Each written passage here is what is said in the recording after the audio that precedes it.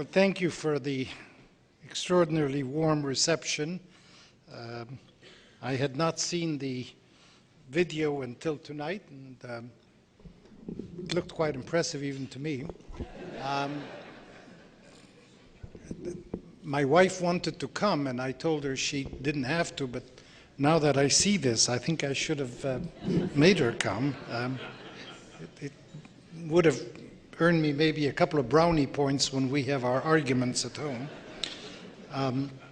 But I'm particularly honored to join so many distinguished honorees whose CV appeared before you and whose names appear on the program, and particularly my dear good friend, and I can say old friend, Dr. Maher Hathout, because we're both beyond the age of 70. I think it's authorized to refer to each other as old, I think. But we'll, all right.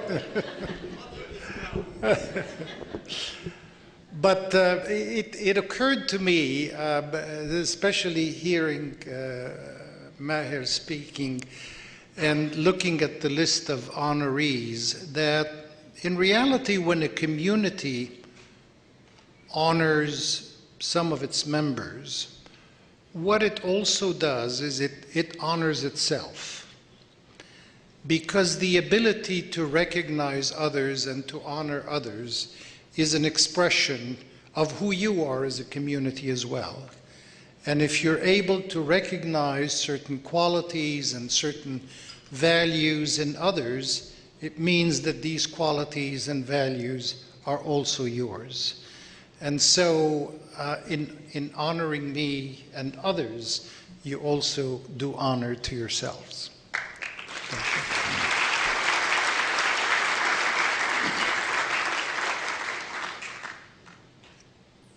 you. At different times, as we were talking about tonight's event, there were different topics that were raised.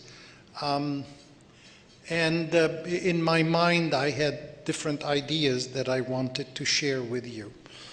And so forgive me if I may not address any of the topics that I agreed to address with the organizers, and just share some thoughts with you.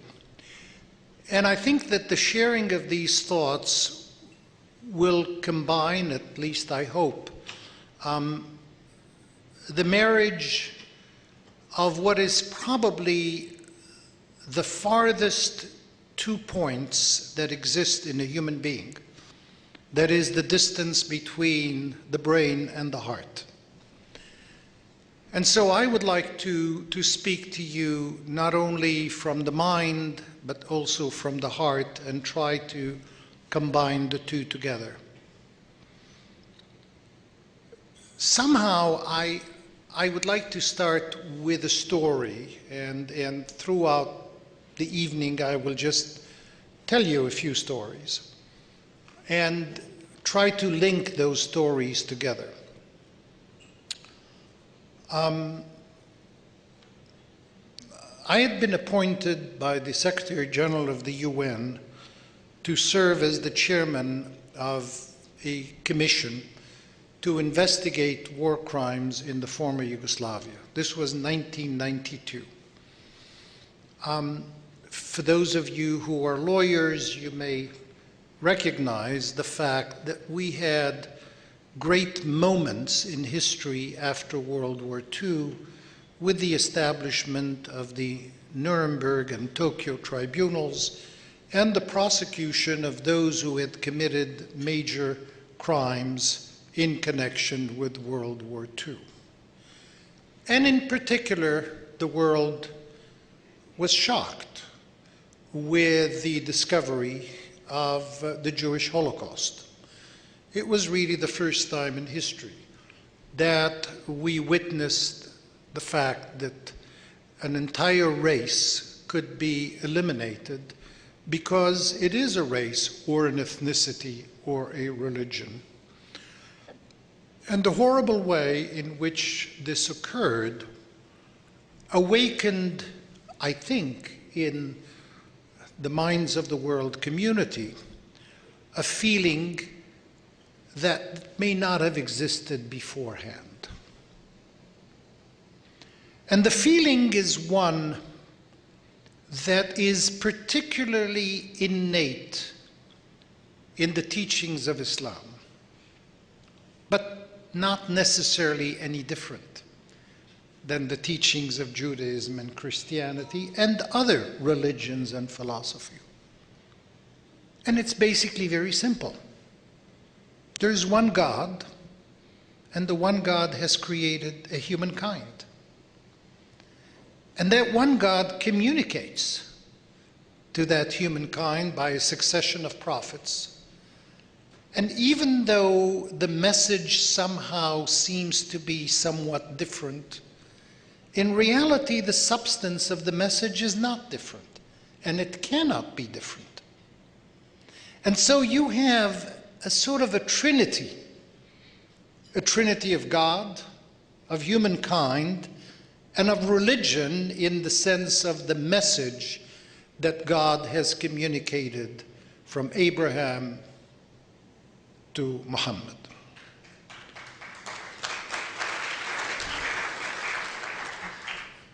This sense of this trinity, of this relationship between God and humankind, is also very telling in terms of the intrinsic relationship of human beings to one another. And yet, for some particular mystery, since the time of creation, or at least as it is said in the Hebrew Bible in the Old Testament, the killing of Abel by his brother Cain, the history of humankind has been basically a history of fratricidal wars. It's been a history of humankind's atrocity to one another. And I think in that case I can safely say of mankind, because the acts of killings throughout the history have been essentially the characteristics of men and not of women. And yet, as time goes by, we have the impression that because we have cell phones and TVs and airplanes and we go to outer space, that there is much that is changed in human nature. Well, let me tell you, having spent 2 years in the midst of the war in the former Yugoslavia and seen these atrocities, then 2 years in Afghanistan and 6 years in Iraq, as well as in other contexts, man's inhumanity to man has not changed much. And it is quite surprising. It is quite surprising that if you just scratch the surface of civilization, you find the atavism of the human being of the earlier times. And you wonder, whatever happened in the history of evolution, no matter how you wish to count it, whether it's 6 million years in the evolution of Homo sapiens, or even 7,000 years in the more modern history of civilization, where we see 40 different civilizations flourish and produce extraordinary results, as we see in the Egyptian, Chinese, Sumerian, Akkadian, Mesopotamian, and many other civilizations. What did we add to the human quality in all of these years? And I dare say, looking at what I have seen and what I still see in the field, very little, unfortunately. Yet at the same time, I have to tell you that I have also seen extraordinary acts of courage, extraordinary acts of generosity, extraordinary acts of selflessness. And so it is a sort of a puzzle to look on the one hand at the best that humankind can offer, and at the same time at the worst that humankind can offer. And it brings to mind the constant struggle that we have to be vigilant about in order to make sure that the best in us comes out. And in this respect, allow me to point to two extraordinary verses in the Quran, not very frequently remembered. In one of those verses, it is said, "And we have created you men and women, people and tribe, so that you may get to know one another. Verily, the best among you is the most pious," in the sense, the person who does the most good. So think about the terms. We have created you men and women, people and tribe, different colors, different genders, different ethnicities, so that you may know one another, meaning so that you may learn how to coexist. The Quran does not refer to Muslims when it refers to that. It doesn't say, "We have created you men and women Muslims," or Muslim men and women. It addresses the whole of humankind. And it shows that what is different between people is not the status they attain, the color of their skin, the power of their might, the wealth that they accumulate. But what is different and what makes the difference is the good that the people can do. And the other verse, which is also an extraordinary verse, "And we have dignified the descendants of Adam. Karramna bani Adam." The word karramna in Arabic combines two words in English. It combines the word dignified and it combines the word honored. And so here it is, God is saying, "And we have dignified / honored the descendants of Adam." Think of how extraordinary this is. Not very different than the message of Judaism and Christianity, as well as other parts in the Quran in which God has created humankind and infused the human creation with the human spirit. In fact, in other verses of the Quran, God has infused humankind with some of the characteristics of God itself, namely the 99 adjectives, Asma'ullahul Husna, in which Allah is referred to in the Quran, though if I may, as a little parenthesis, Allah is referred to in the Quran by more than 99 attributes, but that is what the hadith of the Prophet refers to, that some of these are human qualities: compassion, mercy, love, justice, fairness. All of these are human qualities, human attributes, human adjectives. But they're also qualities, attributes, and adjectives that God has seen fit to infuse into each and every one of us. And every time I see a situation where somebody has been killed, where a woman has been raped, where someone has been tortured, and I look at that person and I said, whatever happened of the words, Karramna bani Adam? Has the person who has committed these atrocities ever stopped and think that by doing what that person did to another human being is as if that person defiled God? Because after all, if we as human beings are the recipient of the Spirit of God, then by defiling us as human beings, we defile our Creator as well. And yet, for some particular reason, this message is not particularly heard. As I mentioned, I started with telling you that I was telling you a story, and the story was a little strange to me, because I was doing a mass grave exhumation in the former Yugoslavia. Now, mind you well, I was not really trained, and I think nobody is really trained to do a mass grave exhumation. You may know the techniques, but imagine, if you will, a piece of dirt. You do something like archaeological excavation. You remove the dirt very slowly because you don't want to disturb the bodies underneath it. And as you do that, gradually some things appear from the ground. A finger, a hand comes out of the ground. You clean up a little more, a skull, a body, remnants of clothes.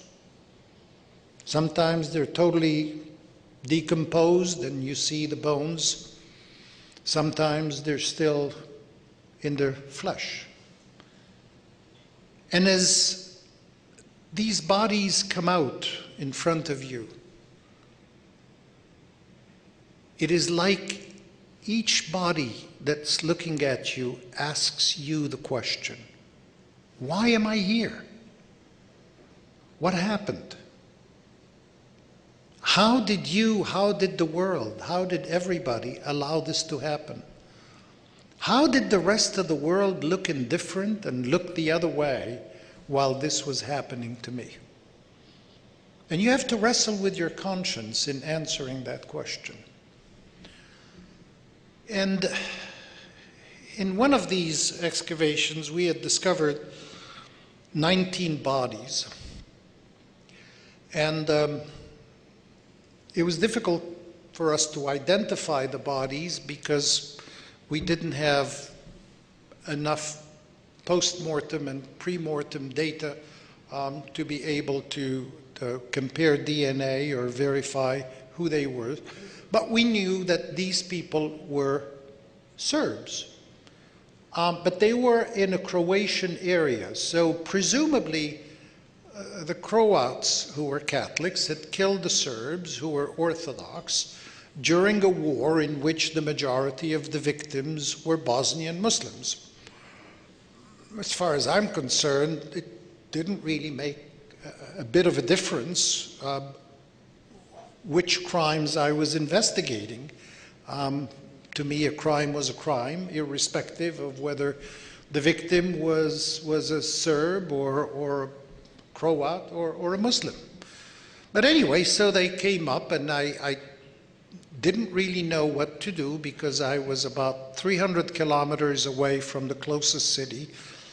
It was winter, it was very cold. I had been in the field with my men for 3 weeks. We slept in tents. We had portable heaters, but it was still very cold. We didn't have hot water, and it's very difficult to work in mass grave exhumation in the middle of the muck that comes out of the ground without hot water to wash. No toilets, but a lot of little difficulties in life, which of course pale by comparison with the horrors that you see. But you know, I mean, if you have to endure this for more than 2-3 days, you know, you sort of feel it after a while. And so I decided, well, I had a unit with me, which happened to be from the nearest battalion, UN battalion that was there, and happened to be Jordanian unit. And so I went to see the Jordanian commandant, who was a colonel, and I said, can I borrow a few men from you to dig some graves? And he said, sure. So we found a little place, and I put a cordon around it, and we dug 19 graves for the 19 bodies we found. And I had the Jordanian, Arab, Muslim soldiers pick up some wood, and we did the Orthodox cross, as you know, which has two parts to it. And then I sent a unit of the Jordanian battalion to the nearest town to see if we could find an Orthodox priest, which we did. And we had a little ceremony, and he made a little prayer, and you know, I had the troops with me stand at attention, and that was it. And you know, I went to my next assignment or whatever it is. And about a month later, I got a request that the Minister of Justice of Serbia wanted to come and see me. The Serbs usually would come and see me in my office in Geneva to complain that I was too pro-Bosnian or something like that. And so he came and he said, you know, I heard a story. And we repeated the story, and I said, yes, this happened. And he said, can you describe to me the 19 people?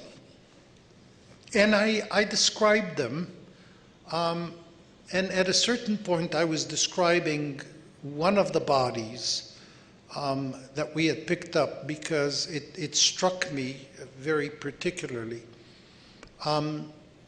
It was a woman who had a huge sort of summer hat, who was holding her shoes in her hands, and who apparently must have been killed elsewhere because she was wrapped in a blanket and she was dumped in the mass grave on top of the other bodies.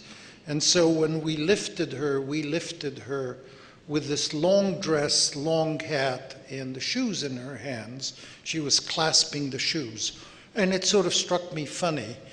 And again, don't ask me why, I don't know the reason, but I insisted that we wrap her up in her blanket, still holding her shoes in her hands, and that's the way we buried her. And the man started crying. And I said, well, you know, I assumed he was crying because he was moved by the situation. And he said, you know, this was my companion. This was the woman I lived with. And I had to leave, and she stayed back because her mother was too old to leave. And she obviously was killed. And now this brings closure to me, because I know she is dead and I know she is buried. And for some particular reason, he was absolutely flabbergasted that a Muslim would want to bury a Christian Serb Orthodox, particularly the very same people who were doing most of the victimization of the Bosnian Muslims, and treat that victim with the same dignity.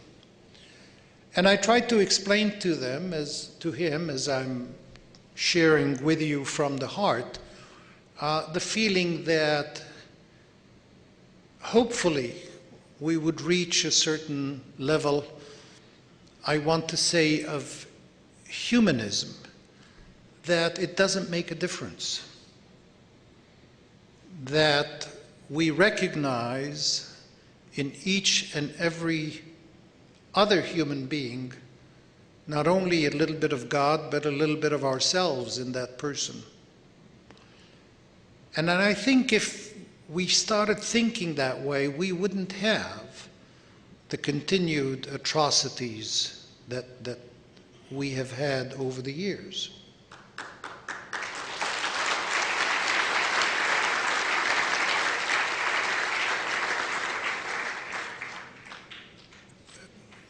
There's no doubt, as I look at all of these and many, many other events, that invariably these things happen when you objectivize the other. When the person that you torture, that you rape, that you destroy is the other. When you dehumanize or subhumanize the other. How else could you have had slavery if you didn't look down at the other as being inferior so as to make him a slave? How else could you have the Holocaust, for example, or many others, if you didn't dehumanize and subhumanize the other human being? And yet, for some particular reason, we never seem to learn the lesson. In every conflict, including now, and the question to me was, what do you see in what happened in Gaza?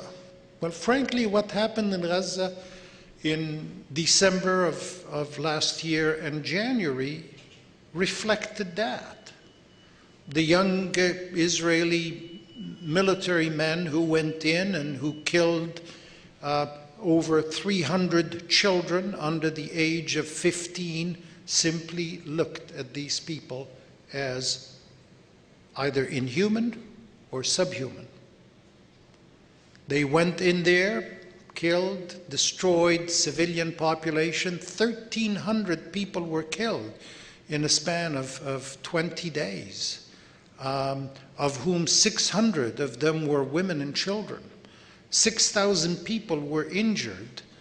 20,000 structures were destroyed. How can you do that without having a feeling of dehumanization or subhumanization of the other?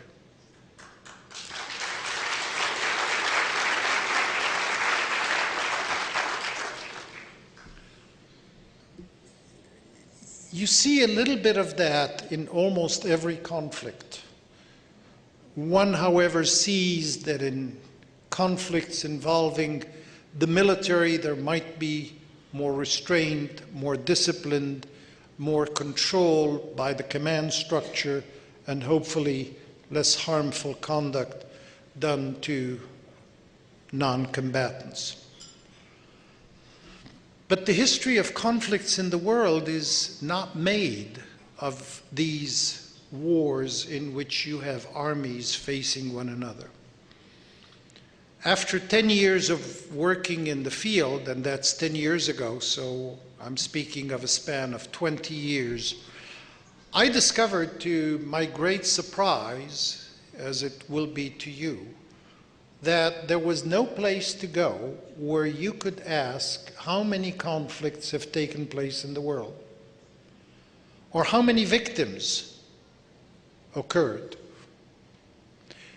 And I didn't understand until much later that this was really due to political reasons. The Security Council does not want to have a record of the number of wars and conflicts and victims and deaths, because it wants to be able, every time something happens, to say, oh my God, I didn't know that was possible.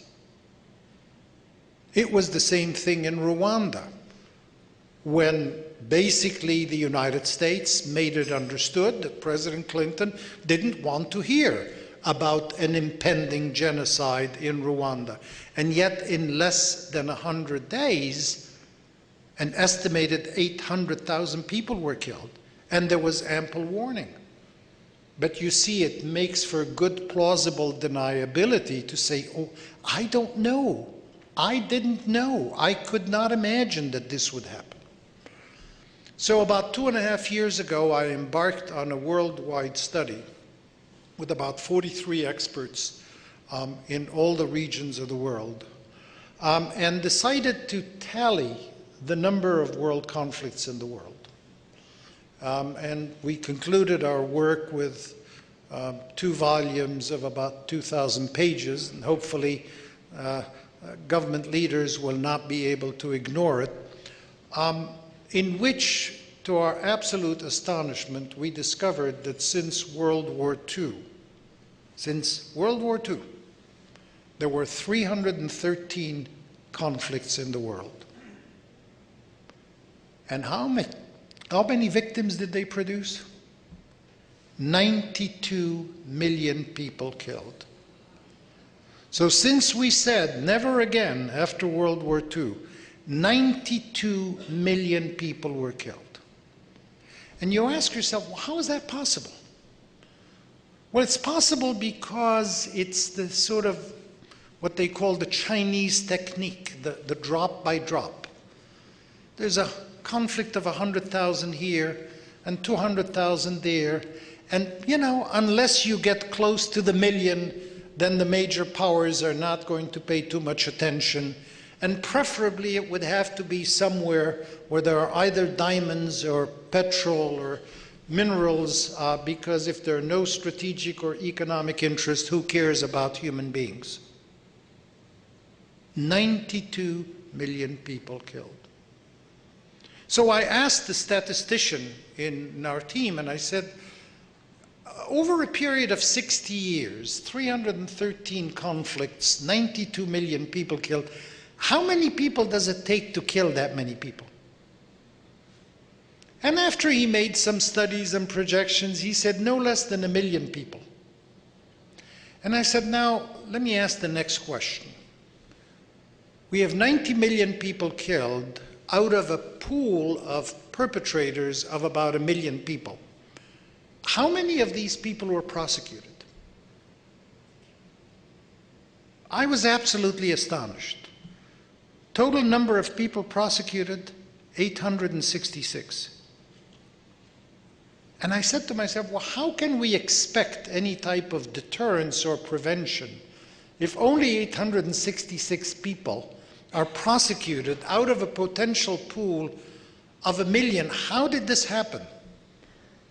And I then discovered that in 126 of these conflicts, the governments gave complete amnesty to the perpetrators of these crimes. So almost half of these conflicts, complete amnesty, wiped out. I said, well, let's look at victims. After all, this is what we're interested in, victims, people. What happened to them? How many governments or systems established the victim compensation? Other than the post-World War II compensation for Jewish and Eastern European victims of World War II, there isn't a single country that has provided victim compensation for the victims of these crimes that have occurred in their countries. And I asked myself, well, how much did it cost the world to stop these conflicts after they began? And again, astounding number.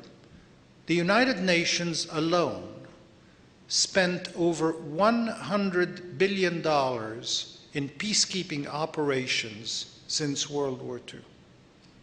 And I thought to myself, $100 billion. I'm not an economist, but common sense tells me that if you would have invested $100 billion in these failed states in economic development, couldn't you have at least saved half of these victims? Well, common sense tells me yes. So I went to a water engineer and I said, you know, the big problem in Darfur is started because there was no water. I said, how much would it have cost to do a pipeline from the Nile to Darfur? And after a little bit of study, he said, you know, I'm going to give you a wide range of figure because the topography varies enormously, but the minimum range is 300 million, the upper range is 500 million. And I said, okay, so let's take $500 million would have saved 250,000 people and 2 million people from being displaced. And I then went and said, well, how much did the UN spend on peacekeeping operations since then? $2.7 billion. So I said, well, we could have spent 500 million and saved all of this and saved some money at the other end instead of having gone in after.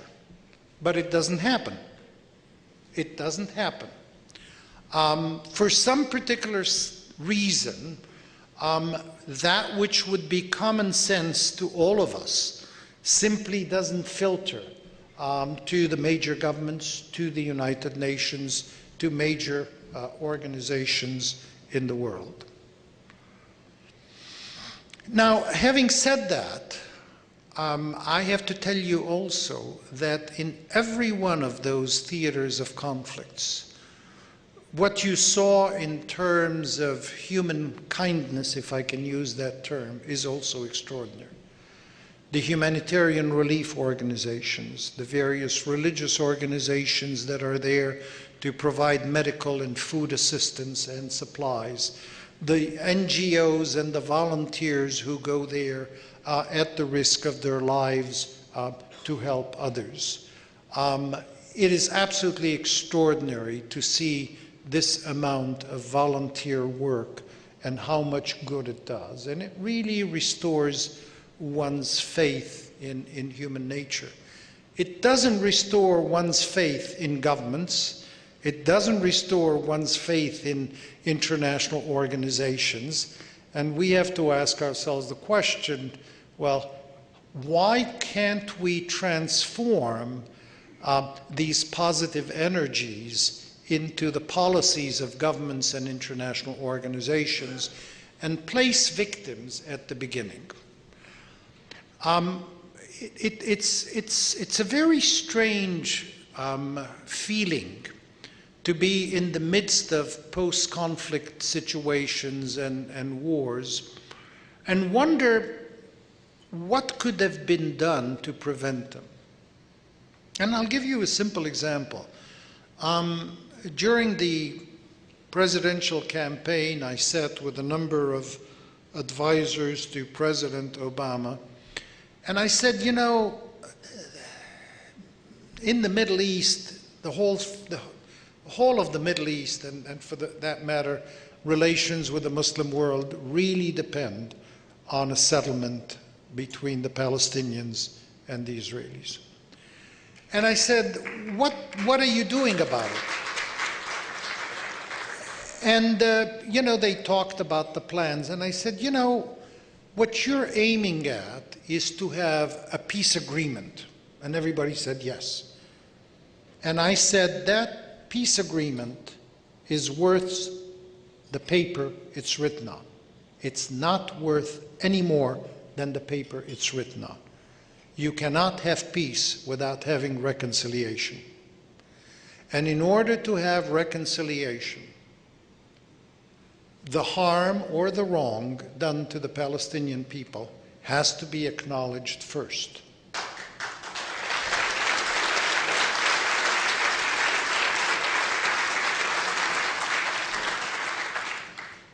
It has to start with a mutual understanding of the other side's narrative.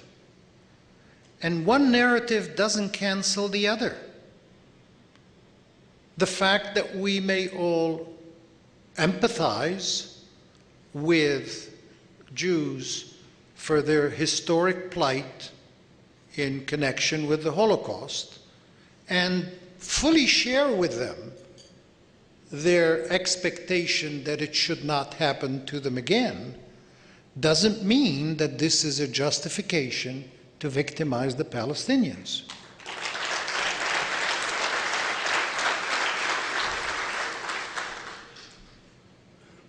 And I think part of the idea of reconciliation, which we have learned from a long time ago, you know, victims don't want money to compensate them. Victims don't want the type of rewards that most people think they do. Victims, above all, want the recognition that they've been victimized and for somebody to say, I'm sorry. And I think in the Palestinian-Israeli conflict, we're precisely at this critical juncture. Not only on the Israeli side, nobody wants to say, I'm sorry. But on the Israeli side, there's even the expectations that the Palestinians should say, no, no, we are sorry for the inconvenience that we have caused you in having to use force against us. And it is almost an absurd type of a logic, but it's an absurd logic because, to a large extent, we are unable to be even-handed. We are unable to put aside exceptionalism. We are unable to put aside discrepancies. Now, let me give you an example. We're back in January of '09. I'm in Cairo at the League of Arab States. I'm chairing a conference on the topic that I mentioned to you before on trying to find out what happened in conflicts in the world. 17 Arab governments are represented, ministers of justice, foreign affairs, chief justices, a lot of people. Every day, every delegation for 6 hours a day was pounding the table about the atrocities that the Israelis were doing in Gaza. After 2 days, I took to the podium, as I am now, in front of 159 delegates sitting in the official room, and I said, you know, we're here to talk about what happened in the Arab world over the last 50 years. I couldn't agree more with you about the terrible things happening to the Palestinians. But you know, let me remind you, when in the Nasser days, the Egyptian army went in Yemen, 50,000 Yemenis were killed. Gas weapons were used.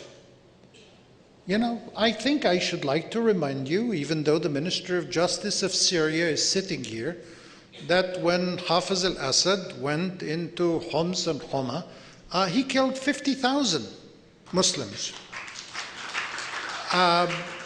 You know, in Black September in Jordan, King Hussein killed an estimated 12,000 Palestinians. In the civil war in Lebanon, 170,000 people were killed. In Darfur, 250,000 people were killed. I said, why is it that nobody is speaking of those?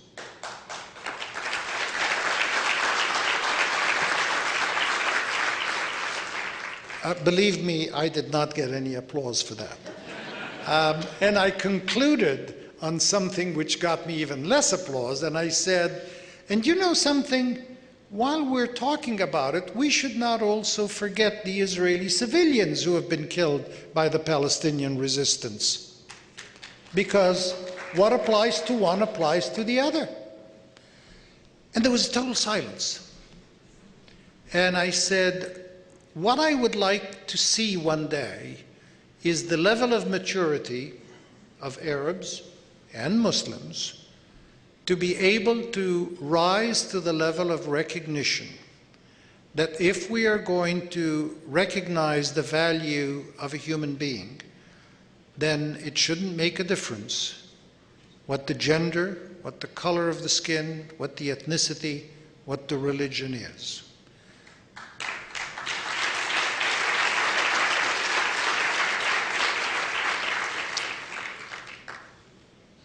Anyway, I see Aziza standing here as a reminder that I should conclude. I would like to conclude with 3 sayings, which I think are very telling. The first is a hadith of the Prophet sallallahu alaihi wasallam: if any of you sees a wrong, you must right it. You must right it with your hand if you can, meaning with your action. And if you can't, there are 2 different variations of the hadith. One says with your tongue, meaning that you have to speak out against it. And the other variation is with your eyes, at least you show your reproach. And otherwise, at least in your heart, and that is the weakest of all faith. وَهَذَا أَضْعَفُ الْإِيمَانِ. And so I ask the question, why should we have the weakest of all faiths if we can do something about redressing a wrong? Pope Paul VI once said about peace, and he said, if you want peace, work for justice.